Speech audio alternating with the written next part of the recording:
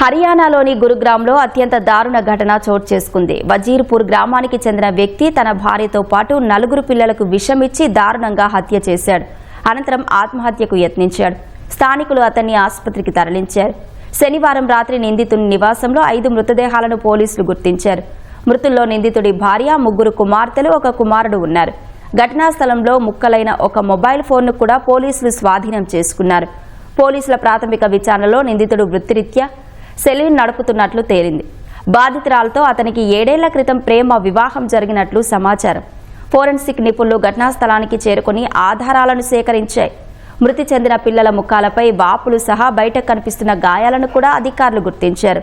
మృతదేహాలను పోస్టుమార్టం నిమిత్తం తరలించిన పోలీసులు ఈ దారుణ ఘటనపై కేసు నమోదు చేసుకుని విచారణ చేస్తున్నారు. నిందితుడిని విచారణ చేసిన తర్వాత అసలు విషయం తెలిసే అవకాశం ఉందని పోలీసులు పేర్కొన్నారు.